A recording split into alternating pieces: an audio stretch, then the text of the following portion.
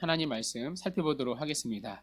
오늘은 좀 구절이 구약도 있고 신약도 있는데요. 번갈아 가면서 읽어야 되는데 우리 함께 말씀 살펴보겠습니다. 먼저 마태복음 1장 22절에서 23절 살펴보겠습니다. 마태복음 1장 22절에서 23절 이 두 구절을 먼저 같이 읽고요. 이사야서 7장 말씀은 한 절씩 교독하도록 할게요.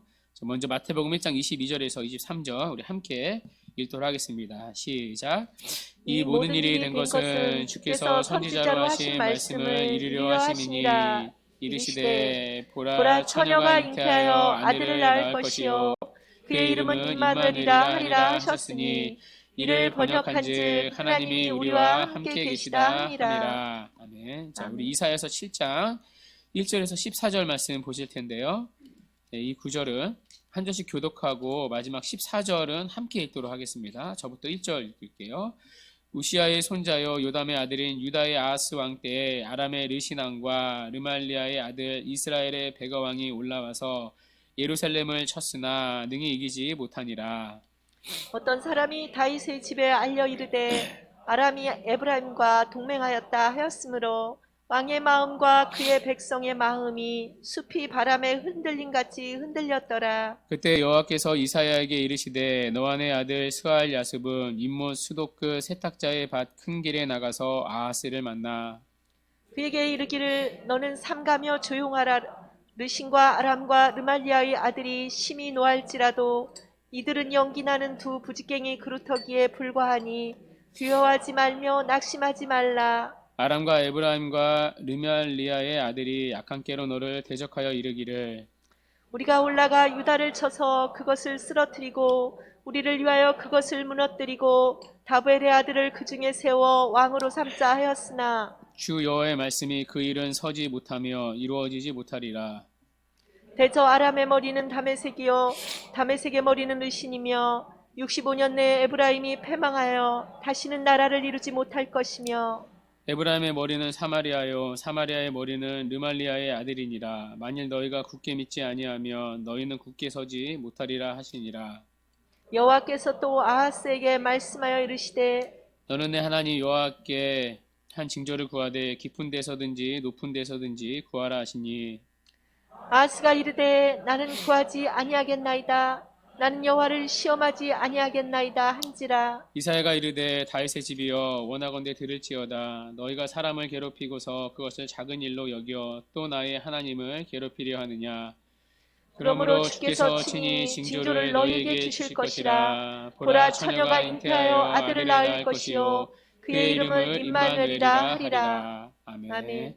오늘은 성탄 감사 예배로 드립니다. 그래서 오늘은 사도행전을 잠깐 쉬고 성탄에 맞는 본문을 살펴보도록 하겠습니다.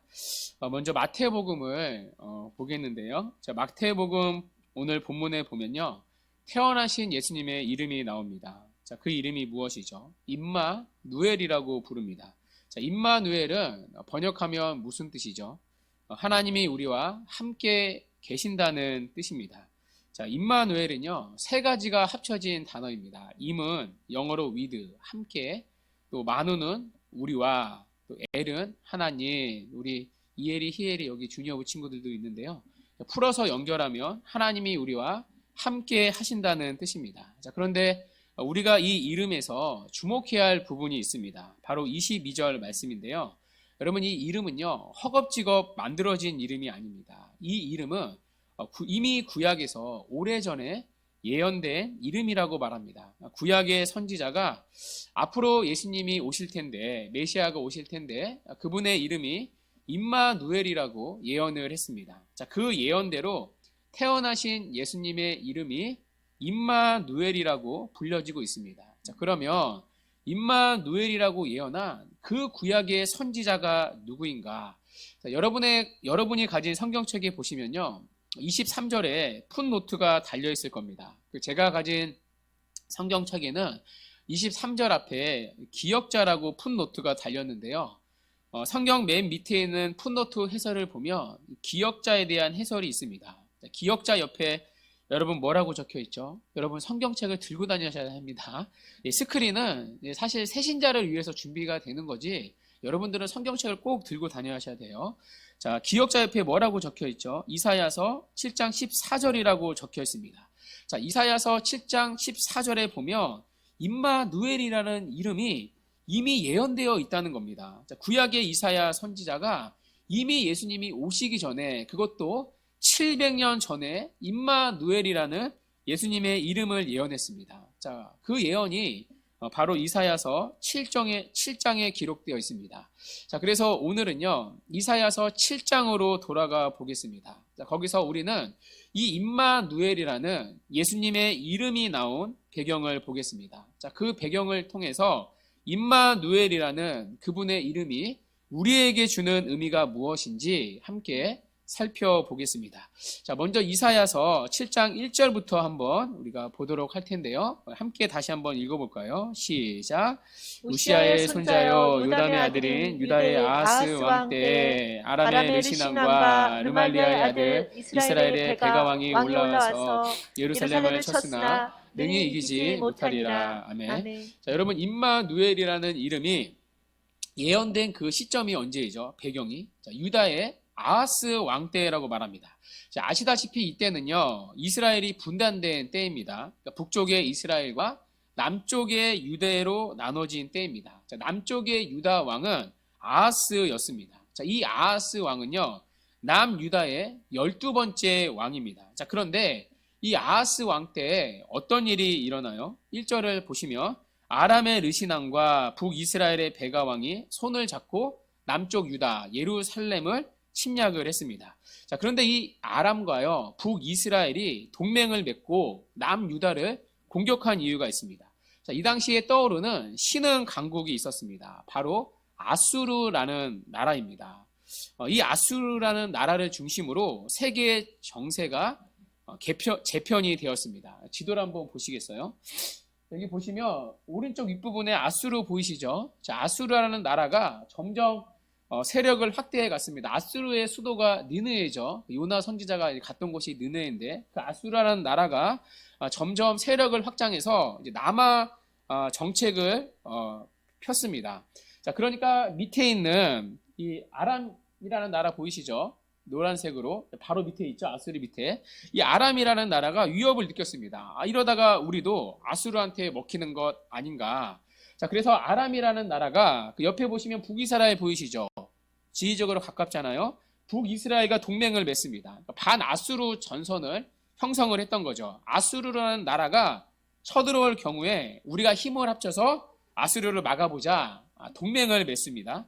자, 그런데 이거 가지고는 이제 불안한 겁니다. 아수르가 워낙 초강대국이니까, 군사력이 강하니까 두 나라만으로는 불안한 거죠. 자, 그래서 어떻게 하냐면, 자, 아람과 북이스라엘이 밑에 보시면 남유다 보이시죠? 남유다에게 동맹을 제안합니다. 자, 우리가 맺은 반아수르 동맹에 남유다 너희도 함께하자. 아수르가 커지고 있는데 아람, 북이스라엘, 남유다 이렇게 세 나라가 동맹을 맺어서 아수르와 겨뤄보자. 그러니까 유다의 아하스 왕에게 제안을 했습니다. 자, 이 제안을 듣고 남유다 왕 아하스가 계산기를 두드렸습니다. 자, 그런데 아무리 계산기를 두드려봐도요, 승산이 없는 겁니다. 워낙 아수르가 강하니까 세 나라가 합쳐도 이길 수 없겠다는 정치적 판단을 했습니다. 자, 그래서 동맹 제안을 거절합니다. 니들끼리 맺어라. 나는 함께하지 않겠다. 나는 아수르 동맹에 참여하지 않겠다. 거절을 했습니다. 자, 그런데요, 여러분, 이 거절에는 한편으로는 어떤 속셈이 있었겠어요? 나는 너희들이 아니라 나는 아수르에게 붙겠다는 속셈이 있었던 겁니다. 자, 이 속셈을 아람과 북이스라엘이 눈치를 챘습니다. 자, 그래서 어떻게 했겠어요? 아수르를 치기 전에 남유다를 먼저 치러 온 겁니다. 남유다가 훨씬 그래도 약하니까요. 자, 그게 1절의 배경입니다. 자, 그런데 아람과 북이스라엘이 남유다를 치러 왔는데 그 결과가 무엇이죠? 1절 하반절에 보시면 예루살렘을 능히 이기지 못하니라. 그러니까 두 나라가 합쳐서 유다를 쳤는데요, 유다를 이기지 못했습니다. 예루살렘을 함락시키지 못했습니다.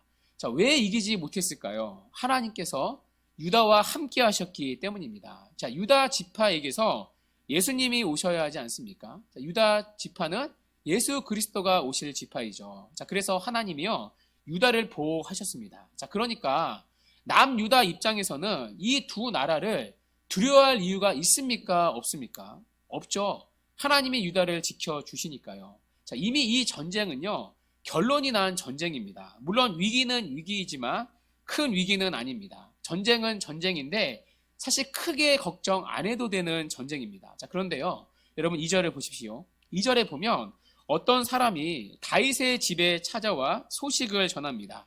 자, 여기 다윗의 집이라는 말은요, 아하스의 왕실을 말합니다. 자, 아하스의 왕실에 찾아온 어떤 사람이 이런 보고를 합니다. 자, 조금 전에 우리를 치러 온 침략군이 아람과 북이스라엘의 연합군이었습니다. 그러니까 한 나라가 아니라 두 나라가 손을 잡고 우리를 치러 온 것입니다. 자, 이 소식을 들은 왕의 마음과 그의 백성의 마음이 어떠했다고 얘기하죠? 숲이 바람에 흔들림 같이 흔들렸다고 말합니다. 쉽게 말해서 사시나무처럼 떨었다는 뜻입니다. 자, 왜 떨었겠어요? 당연히 무서워서 떨었겠죠. 우리가 아수르에게 먹히기 전에 아람과 북이스라엘에게 죽겠구나, 공포에 사로잡힌 것입니다. 자, 그런데 이들은요, 사시나무처럼 떨 필요가 하나 없었습니다. 왜냐하면 하나님이 그들을 지켜주고 계시니까요. 실제로 하나님이 유다를 지켜주셨으니까요. 자, 그런데도 그들은 사시나무처럼 떨었습니다. 자, 그러자 하나님이 사시나무처럼 떨고 있는 아하스 왕에게 이사야 선지자를 보내십니다. 자, 그 내용이 3절인데요. 우리 3절 함께 같이 읽어볼게요. 시작. 그때 여호와께서 이사야에게 이르시되 너와 내 아들 수알야스브 수알야스분 윗모 수도 끝 세탁자의 밭 큰 길에 나가서 나가서 아하스를 만나. 자, 이사야 선지자에게 사시나무처럼 벌벌 떨고 있는 아하스 왕을 찾아가라고 하십니다.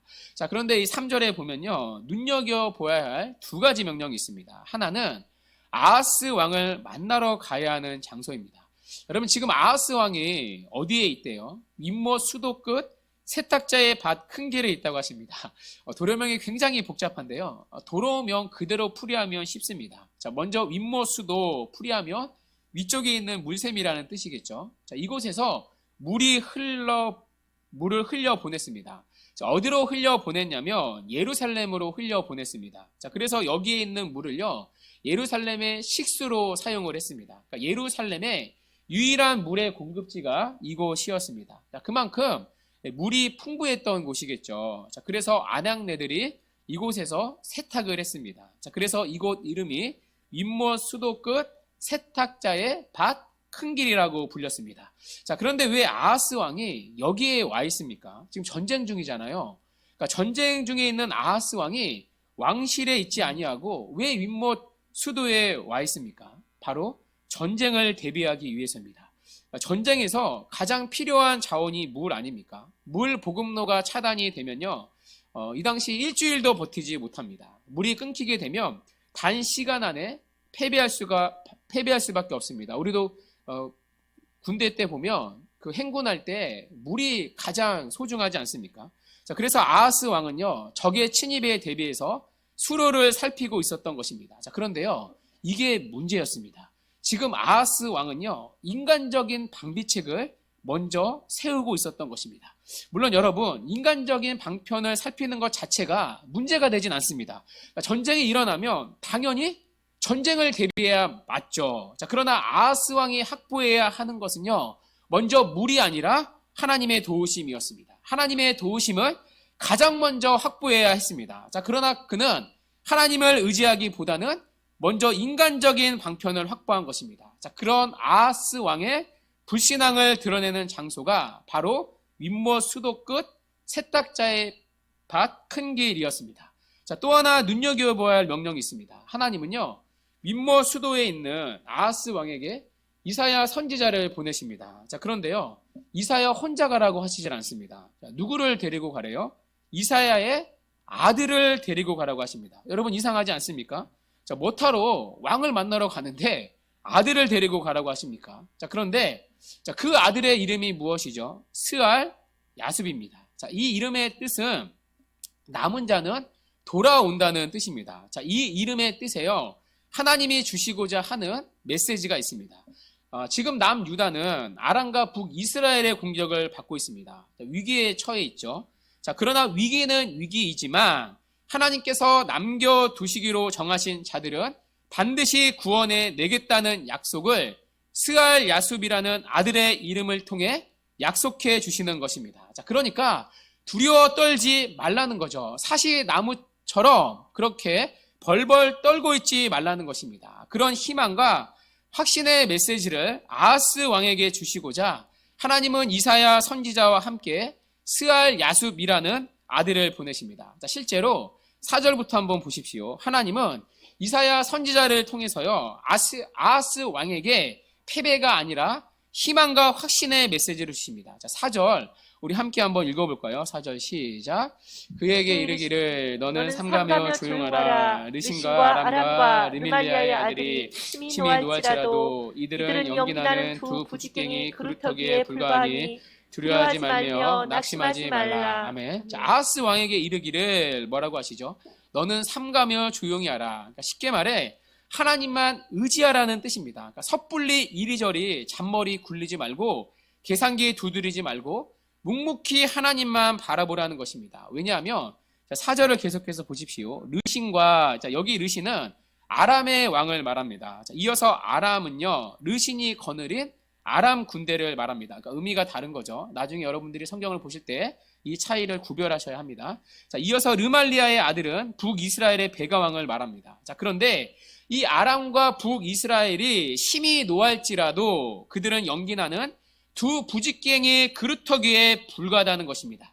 여러분 혹시 부직갱이 아시나요? 옛날에 시골에 가면 아궁이에다가 이제 지피나 나무를 넣고 불을 떼지 않았습니까? 그때 불꽃이 좀 더 잘 일어나도록 지피나 나무를 헤집는데 쓰는 막대기를 부직갱이라고 부릅니다. 제가 이제 다음 세대를 위해서 사진을 준비했습니다. 여러분 다음 세대는 모르실까봐 저는 아주 어렸을 때 외할머니 댁에서 봤거든요. 보시면요, 여기 할머니는 저희 할머니는 아닙니다. 제가 모르는 할머니인데요. 여러분 보시면 이게 아궁이죠. 예, 여기다 이제 불을 지폈어요. 이때가 저는 굉장히 좀 그립기도 하거든요. 근데 이제 이 부직갱이를 가지고 이제 나무나 짚을 밀어넣고 이제 해집는 거죠. 다음 사진 보시겠어요? 이게 이제 검색해 보니까 이렇게 인터넷에서 팔더라고요. 예, 원하시는 분들은 사셔서, 예, 요즘엔 부직갱이를 연탄집게라고 이렇게 표현을 하기도 하는데요. 그러니까 이 부직갱이를 가지고 짚이나 나무를 밀어넣거나 쑤시는데요. 그때 이제 부직갱이 끝에 불이 붙을 때가 있습니다. 자, 이 부직갱이 끝을 오늘 본문은 부직갱이 그루터기라고 말합니다. 자, 그런데 이 부직갱이 끝에 부직갱이 그루터기에 불이 붙어도요, 탁 치면 불이 꺼져버립니다. 자, 그런데 아람과 북이스라엘이 이런 부직갱이의 그루터기 같다고 말합니다. 자, 무슨 얘기죠? 잠시 불이 붙어 있는 것 같지만 탁 치면 사라지는 불꽃에 불과하다는 얘기입니다. 그러니까 아무리 아람과 북이스라엘이 연합해서 너희들을 친다 할지라도 아무런 위력이 없다는 얘기입니다. 너희들을 삼킬 수 있는, 태울 수 있는 불이 아니라는 것입니다. 탁 치면 사라지는 불꽃에 불과하다는 얘기입니다. 자, 그러니 그들을 두려워하지 말고 낙심하지 말고 오직 여호와 하나님만 의지하라는 것입니다. 사시나무처럼 떨 필요 하나도 없다는 얘기죠. 자, 이어서 5절과 6절을 보십시오. 자, 하나님이 이 전쟁에 개입을 하시는 이유가 나옵니다. 하나님께서 유다를 이토록 지키시겠다는 이유가 나옵니다. 자, 먼저 5절을 한번 눈으로 따라 보시겠어요? 아람과 에브라임. 자, 여기 에브라임은 항상 성경에서 북이스라엘을 상징하는 단어이죠. 자, 이어서 르말리아의 아들은 북이스라엘의 베가왕을 말합니다. 자, 이들이 악한 꾀로 너를 대적하여 이르기를, 뭐라고 말하냐면, 뭐라고 속으로 의도를 하고 있냐면, 6절 우리 함께 한번 읽겠습니다. 6절 시작. 우리가 올라가 유다를 쳐서 그것을 쓰러뜨리고 우리를 위하여 그것을 무너뜨리고 다브엘의 아들을 그 중에 세워 왕으로 삼자 하였으나. 자, 여러분 아람과 북이스라엘이 손을 잡고 유다를 공격하는 의도가 무엇이죠? 유다를 정복해서 아하스 왕을 제거하고 그 자리에 누구를 앉히겠다는 거예요? 다브엘의 아들을 유다의 왕으로 앉히겠다는 겁니다. 여러분 이 다브엘의 아들이 누구인지는요, 역사적으로 확인이 되지 않습니다. 자, 그런데 다브엘을 문자 그대로 풀이하면 바보, 멍청이, 쪼다, 멍게, 말미잘이라는 뜻입니다. 그러니까 쉽게 말해서 꼭두각시 왕이라는 얘기입니다. 그러니까 그들이 마음대로 조정할 수 있는 꼭두각시 왕을 그 자리에 앉히겠다는 뜻입니다. 그러니까 유다의 아하스 왕을 제거하고 그들의 입맛에 맞는 친아람의 꼭두각시 왕을 앉히겠다는 것입니다. 자, 만약 이들의 계획대로 되면요, 하나님 편에서 문제가 생깁니다. 어떤 문제일까요? 자, 하나님은요, 사무엘하 7장에서 다윗에게 한 가지 약속을 주셨습니다. 여러분, 이 약속은 꼭 기억을 하셔야 돼요. 다윗의 왕조가 영원할 거라는 약속을 주셨습니다. 그러니까 다윗과 다윗의 후손이 영원히 이 백성을 다스리라는 약속을 주셨습니다. 그리고 다윗의 후손을 통해서 예수 그리스도를 보내주신다는 약속을 하셨습니다. 자, 그런데요, 만일 아람과 북이스라엘의 계획대로 여기에 멍게 말미잘이 앉게 되면 어떻게 되죠? 다윗 왕가가 사라지게 됩니다. 여러분, 다윗의 혈통이 끊어지게 됩니다. 자, 이렇게 되면요, 하나님이 다윗에게 약속한 언약이 위기에 빠집니다. 자, 그래서 하나님이요, 이 전쟁에 개입을 하실 수밖에 없는 겁니다. 이 공격은 단순히 유다를 향한 공격이 아니라 하나님의 언약을 파기하는, 다윗 언약을 파기하는 무서운 도전이기 때문입니다. 자, 그래서 하나님이요, 아하스 왕에게 다윗 언약을 걸고 확신을 주십니다. 자, 그 확신이 7절인데요. 주 여호와의 말씀이 그 일은 서지 못하며 이루어지지 못하리라. 하나님이 또다시 확신을 주십니다. 자, 그런데 이번에는요, 하나님이 하신 다윗의 언약을 기억하며 그 약속을 걸고 분명하게 확신을 주십니다. 자, 그러니 하나님만 의지하라는 것입니다. 자, 그러면서 또다시 확신을 주시는데요, 계속해서 지금 확신을 주시는 거죠. 자, 그 내용이 8절과 9절입니다. 자, 8절과 9절은요, 자, 붙여서 한번 읽도록 하겠습니다. 어려운 구절인데요. 자, 함께 읽어볼게요. 시작. 대저 아람의 머리는 다메섹이요, 다메섹의 머리는 르신이며 65년 내에 에브라임이 패망하여 다시는 나라를 이루지 못할 것이며 에브라임의 머리는 사마리아요, 사마리아의 머리는 느메리아의 아들이니라. 만일 너희가 굳게 믿지 아니하면 너희는 굳게 서지 못하리라 하시니라. 아멘. 여러분, 이 구절을요, 개인적으로 읽으실 때 한 번이라도 이해가 되셨나요? 저는 한 번도 이해가 되지 않았습니다. 여러분, 이 구절도 해석이 필요한데요, 여기 보면요, 머리라는 말이 계속해서 반복됩니다.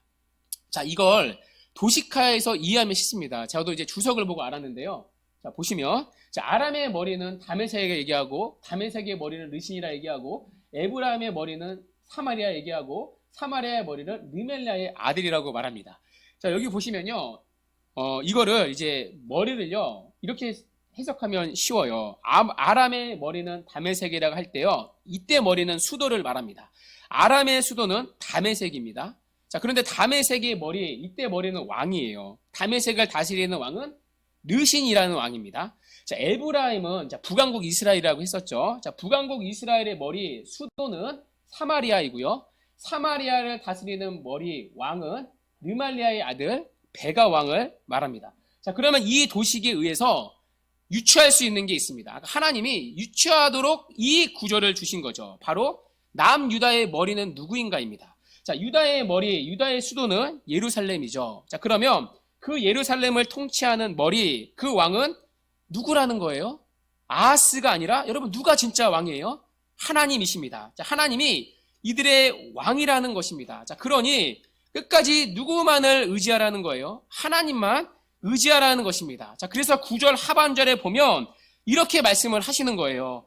너희가 굳게 믿지 아니하면 너희는 굳게 서지 못하리라 하시리라. 그러니까 하나님만 믿으면 너희는 무너지지 않는다는 얘기입니다. 그러니 사시나무처럼 벌벌 떨지 말라는 겁니다. 아하스 왕아, 두려워 떨지 말라는 겁니다. 윗못 수도 끝 세탁자의 밭에서 인간적인 방편을 의지하지 말라는 것입니다. 어느 나라를 의지해야 할지 계산기를 두드리지 말라는 겁니다. 너는 삼가 조용히 하라. 전적으로 하나님만 의지하라는 것입니다. 자, 그러면서 하나님은요, 자, 확신을 계속 주셨잖아요. 이제는 아하스의 믿음을 시험을 하십니다. 아하스가, 자, 그러면 하나님을 얼마나 신뢰하고 있는지 이제 시험을 하십니다. 자, 그 시험이 바로 11절 말씀인데요. 우리 11절 우리 함께 한번 읽도록 하겠습니다. 시작. 너는 내 하나님 여호와께 한 징조를 구하되 깊은 데서든지 높은 데서든지 구하라 하시니. 아멘. 자, 아하스 왕에게요, 징조를 구하라고 하십니다. 여러분, 징조는 기적이죠. 기적을 구하되 어떻게 구하래요? 깊은 데서든지 높은 데서든지 구하라고 하십니다. 여러분, 이 말은 무엇이죠? 여기 깊은 데 높은 데라는 말은요, 인간이 도달하기 불가능한 곳을 말합니다. 자, 그런 불가능한 기적이라도 내가 들어줄 수 있으니까 마음껏 징조를 구하라는 것입니다. 여러분, 하나님은요, 전능하신 분이기 때문에 어떠한 기적도 다 보여줄 수 있으십니다. 자, 만일 아하스가요, 이런 하나님을 믿는다면 그는 여호와께 징조를 구했을 것입니다. 자, 그러나 아하스의 대답이 무엇이죠? 12절인데요. 자, 12절 말씀도 함께 한번 읽어볼게요. 시작. 아하스가 이르되 나는 구하지 아니하겠나이다. 나는 여호와를 시험하지 아니하겠다 한지라. 아멘. 여러분, 언뜻 보면요, 아하스의 믿음이 너무나 좋아 보입니다. 이제는 정신을 차렸구나. 나는 징조를 구하지 않겠습니다. 나는 여호와를 시험하지 않겠습니다. 겉으로 보면요, 굉장히 믿음이 좋아 보입니다. 하나님, 저는 그런 기적이 필요 없습니다. 저는 그런 눈에 보이는 기적이 없어도요, 이제는 하나님을 믿습니다. 마치 그렇게 들립니다. 자, 그러나 그런 뜻이 아닙니다. 이 말은요, 신앙의 고백이 아니라 불신앙의 고백입니다. 하나님 따위는 필요 없다라는 고백입니다. 나는 하나님을 의지할 필요가 없다는 고백입니다. 왜냐하면 아하스는요, 의지할 대상이 따로 있었기 때문입니다. 바로 아수르라는 나라였습니다. 자, 그 속셈이 열왕기하 16장에 나오는데요. 열왕기하 16장 7절 한번 읽어볼게요. 자, 시작. 아하스가 아수르 왕 디글랏 빌레셀에게 사자를 보내 이르되 나는 왕의 신복이요 왕의 아들이라. 이제 아람 왕과 이스라엘 왕이 나를 치니 청하건대 올라와 그 손에서 나를 구원하소서 하고. 아멘. 여러분, 하나님이 이렇게 계속해서 확신을 주시는 그 시간에 아하스 왕이 누구를 찾아가요? 아수르 왕을 찾아갑니다. 찾아가서 굴욕 외교를 펼칩니다. 나는 왕의 신복이요 왕의 아들이라. 분명히 머리가 누구라고 하셨어요? 하나님이. 그런데 그 머리를 누구라고 얘기해요? 아수르 왕이요. 알아서 기어 들어가고 있습니다. 여러분, 정말 기가 막힐 노릇 아닙니까? 하나님이 그렇게 지켜주신다고 몇 번이나 확신을 주셨는데, 여러분, 이게 대체 뭐 하는 짓입니까? 아니, 어떻게 남유다의 이스라엘 왕이 이렇게 믿음이 없을 수 있습니까? 한낱 연기와 같이 사라져버릴 아수르 왕을 찾아가서 구원해 달라고 무릎을 꿇습니다. 자, 그러니까 아하스는요, 이 시간 하나님이 아니라 다른 카드를 만지작거렸던 것입니다. 아수르라는 인간적인 카드를 계획하고 있었습니다. 무슨 눈에 뵈지도 않는 하나님이 나를 지켜준다는 말이냐. 차라리 눈에 보이는 진짜 강대국인 아수르를 의지하는 게 현실적으로 훨씬 더 도움이 되지. 그런 불신앙적 판단으로 아수르를 의지한 것입니다. 겉으로 보기에는 하나님, 저는 하나님을 시험하지 않겠습니다. 모양새는 굉장히 신앙적이고 겸손해 보이지만 그런 고백이 아니었던 거죠. 저는 하나님을 시험할 필요조차도 없다는 고백이었습니다. 왜냐하면 저는 아수르랑 편먹기로 이미 결정을 했기 때문입니다. 저에게는 아수르가 있습니다. 그러니 하나님 따위는 필요가 없습니다. 라는 불신앙의 고백이 하나님을 시험하지 않겠다는 고백이었습니다. 자, 여러분, 우리도요, 이런 불신앙적인 모습이 있지 않습니까? 하나님이 매번 우리에게 말씀을 통해 확신을 주시는데도 우리는 자꾸만 다른 세상의 카드를 의지하지 않습니까? 그것이 진짜 나를 도우는 힘이라고 여기고 거기에 가서 우리 또한 무릎 꿇지 않습니까? 그것이 누군가에게는 돈이 될 수도 있고요, 누군가에게는 학벌이 될 수도 있고요, 누군가에게는 아수르 왕 같은 권력이 될 수도 있습니다. 자, 그런 불신앙의 모습이 우리에게도 다 있지 않습니까? 자, 오늘 아하스의 대답이 그런 불신앙의 고백이었습니다. 모양새는 굉장히 신앙적으로 보였지만 속으로는 딴 주머니를 차고 있었던 것이죠. 자, 그런데 그런 아하스를 향해서요, 하나님이 약속을 주십니다. 자, 그 약속이 바로 14절 말씀인데요. 우리 14절 함께 읽어볼게요. 시작.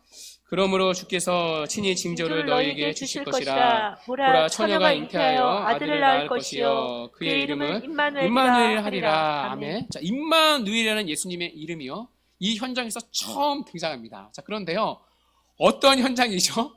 아하스가 하나님을 거절했을 때입니다. 자, 그 거절의 현장에서 하나님이 주시는 약속이 바로 임마누엘이었습니다. 자, 그래서 임마누엘은요, 단순히 하나님이 우리와 함께 하신다는 약속 정도가 아닙니다. 그 앞에 빠지면 안 돼, 들어가야 할 수식어가 있습니다. 바로 인간의 거역에도 불구하고 하나님이 우리와 함께 하신다는 약속입니다. 여러분, 임마누엘이란 단순히 우리와 함께 하시는 하나님이 아니라 우리의 거역에도 불구하고 함께 하시는 하나님을 말합니다. 여러분, 오늘 이사야서의 내용을 보십시오. 하나님 편에서는 계속해서 아하스 왕에게 확신을 주십니다. 내가 너와 함께 하리라. 계속해서 확신을 주십니다. 1절에 능히 이기지 못하리라. 3절에 스알 야숲이라는 남은 자는 돌아오리라는 뜻을 가진 이사야의 아들을 함께 보내주심으로, 또 4절에서는 그들은 연기나는 두 부직갱이의 그루터기에 불과하니 두려워하지 말라, 낙심하지 말라. 또 7절에서는 주 여호와의 말씀이 그 일은 서지 못하며 이루어지지 못하리라. 또 9절에서 너희들의 머리, 너희들을 다스리는 왕은 아수르가 아니라 하나님이라는 말씀을 통해 끊임없이 아하스에게 확신을 주십니다. 내가 너희와 함께하리라. 계속해서 확신을 주십니다. 자, 그러나 아하스는요, 이것을 거절합니다. 자, 결국에 아하스가 거절하는 건요, 하나님과의 함께 거함이었습니다. 자, 그런데 이것은요, 아하스에게만 일어난 일이 아닙니다. 이 거역은요, 첫사람 아담의 죄였습니다. 여러분, 첫사람 아담의 죄는요, 하나님과의 함께 거함을 거절한 죄입니다. 하나님은 아담에게 모든 것을 주셨습니다. 그러나 아담은요, 그 하나님을 믿지 아니하고 하나님을 거절했습니다. 자신이 하나님이 되고자 하는 마음으로 하나님의 함께 거함을 거절했습니다. 자, 그래서 아담은 하나님이 함께 거하시는 그 임재의 동산, 에덴 동산에서 쫓겨나게 되었습니다. 여러분, 아담의 반역은요, 바로 임마누엘에 대한 반역이었습니다. 하나님과 함께 있고 하나님과의 교제의 대상이 되고 하나님을 나와 함께 계시는 분으로 두는 것을 거역한 반역입니다. 자, 그리고 이 임마누엘에 대한 반역의 피가요, 첫사람 아담 이후로 태어나는 모든 인간, 우리 속에서도 흐르고 있습니다. 타락한 첫사람 아담의 후손으로 태어나는 모든 죄된 인간은 아담이 지었던 임마누엘에 대한 반역의 죄를 가지고 태어납니다. 자, 그래서 로마서 1장 28절의 말씀에 따르면요, 모든 인간은 마음에 하나님을 두기를 싫어한다고 말합니다. 여러분, 이것이 저와 여러분의 모습 아니었습니까? 우리는요, 다 마음에 하나님 두기를 싫어하기로 태어난 자입니다. 하나님과 함께 거하기를 거역했던 자들입니다. 무엇보다도, 다른 어떠한 것보다도 하나님을 끔찍하게 싫어했던 자들입니다. 저 역시 지금은 목사가 되었지만 누구보다 하나님의 함께 거함을 끝까지 거절했던 자입니다. 저희 집의 자녀들 역시요, 목사의 자녀로 태어났다고 다르지 않습니다. 저희 둘째 은은이는요, 매주 토요일에 가정 예배를 드릴 때마다 진상을 부릅니다. 진상도요, 정말 그런 진상이 없습니다. 정말 제가요, 예, 저를 잡아주세요, 여러분. 예. 제 큰 외삼촌이 계십니다. 언젠가 친척 결혼식이 있어서 결혼식장에서 외삼촌을 배웠습니다. 그때 제가 이제 교회를 다닌다는 소식을 이제 친척들로부터 들으셨나 봅니다. 결혼식이 끝나고 이제 피로 연장해서 다 같이 밥을 먹고 있는데요, 저 멀리서 좀 술을 한잔 하신 것 같아요. 외삼촌이 저를 향해 외치는 소리가 들렸습니다. 청관아, 다른 건 몰라도 예수는 안 된다. 예수만은 절대로 안 된다. 사람들 다 보는 앞에서 저에게 소리쳤습니다. 예수만은 절대로 안 된다. 순간 부끄러웠는데 그럼에도 불구하고 예수만은 안 된다. 저에게 멀리서 외쳐줬습니다. 그만큼 우리는요, 하나님을 마음에 두기를 싫어합니다. 다른 것 무엇보다도 하나님이라면 끔찍히 싫어합니다. 우리 모두가 우리와 함께 하시는 하나님 임마누엘을 거절한 자들입니다. 저와 여러분들은 임마누엘을 싫어했던 자들입니다. 자, 그런데요, 이 거절의 현장에서 놀라운 복음이 선언됩니다. 여러분, 첫사람 아담을 보십시오. 하나님이 아담이 하나님과의 함께 거함을 거절했을 때 그에게 주어진 선언은요, 놀랍게도 한 여자의 후손에 대한 것이었습니다. 창세기 3장 15절에서 하나님은 여자의 후손에 대한 약속을 주셨습니다. 그 여자의 후손은요, 오실 예수 그리스도에 대한 예언이었습니다. 하나님과의 함께 거하기를 거절한 그 아담에게, 죄인들에게 예수 그리스도를 통해서 우리와 다시 함께 하시겠다는 약속을 주셨습니다. 그리고 오늘 아하스가 하나님과의 함께 거함을 거절했을 때에도 하나님이 약속을 하신 것은 바로 아담에게 약속한 그 여자의 후손에 대한 약속이었습니다. 보라, 처녀가 잉태하여 아들을 낳을 것이요 그 이름을 임마누엘이라 하리라. 아담에게 약속한 그 여자의 후손을 하나님이 잊지를 않으시고 오늘 이사야를 통해서 다시금 거절하는 그들에게 약속하고 계십니다. 그리고 이번에는 그분의 이름이 예언되고 있습니다. 임마누엘이라 하리라. 구원의 계시가 점진적으로 풍성해지고 선명해지고 있습니다. 임마누엘이라 하리라. 하나님이 그런 우리와 함께 하심이라. 언제요? 아하스가, 그리고 우리가 하나님과의 함께 거함을 거절했을 때입니다. 자, 그러므로 하나님께서 우리에게 주시는 은혜는요, 거역에도 불구하고 주시는 은혜입니다. 그 은혜가 바로 임마누엘을 통해 성취가 되었습니다. 임마누엘의 은혜는요, 자기 백성의 거역에도 불구하고 자기 백성과 함께 하시고 말겠다는 하나님의 일방적인 은혜의 약속입니다. 그 은혜의 약속이 예수님을 통해서 성취되고 있습니다. 자, 그래서 예수님의 이름이 임마누엘이십니다. 하나님이 우리와 함께 하심이라. 아니, 정확히는 그런 인간의 거역에도 불구하고 하나님이 우리와 함께 하심이라. 주 안에 사랑하는 여러분, 우리는 성탄을 맞이하여 마태복음 1장 23절에 나타나는 임마누엘이라는 이름을 살펴보고 있습니다. 우리는 이 임마누엘이라는 이름 속에서 하나님의 피 묻은 음성을 기억할 수 있어야 합니다. 임마누엘이라는 명칭 안에는 우리의 끊임없는 거역에도 불구하고 우리를 사랑하시는 하나님의 절절한 사랑이 들어가 있습니다. 하나님은 자신을 거역한 자신의 백성들, 하나님을 싫어한 저와 여러분에게 자신의 사랑하시는 아들을 보내심으로 진정한 임마누엘을 이루셨습니다. 하나님은 임마누엘이신 예수님을 통해서 우리와 함께 하십니다. 우리를 떠나지 않으시고 우리와 영원히 함께 하십니다. 자, 그래서 마태복음 1장을 보십시오. 마태복음 1장은요, 임마누엘의 오심으로 시작되고 있습니다. 예수님을 통해서 하나님이 우리와 함께 하신다는 약속으로 시작되고 있습니다. 자, 그런데요, 마태복음이 끝나는 마지막 절을 보십시오. 자, 마태복음 28장 20절이요. 마태복음의 마지막 구절인데요. 이렇게 마칩니다. 내가 너희에게 분부한 모든 것을 가르쳐 지키게 하라. 볼지어다 내가 세상 끝날까지 너희와 항상 함께 있으리라 하시니라. 마태복음의 마지막 구절이요, 임마누엘의 약속으로 끝납니다. 성경의 구조가 참 재미있지 않습니까? 마태복음의 처음과 끝이 임마누엘의 약속으로 감싸여지고 있습니다. 우리와 함께 하시려고 이 땅에 오신 하나님의 아들 예수님은 세상 끝날까지 우리를 떠나지 않으시고 우리와 영원히 함께 하신다는 약속으로 맞춰지고 있습니다. 이 약속이 성탄을 맞이하는 우리에게도 동일하게 주어져 있습니다. 우리의 끊임없는 불순종과 믿음 없음과 거역에도 불구하고 하나님은 우리를 떠나지 않으시고 우리와 영원히 함께 하십니다. 그 하나님의 열심이 우리의 구원을 이루어내십니다. 그때까지 그분이 우리를 떠나지 않으시고 우리와 영원히 함께 하십니다.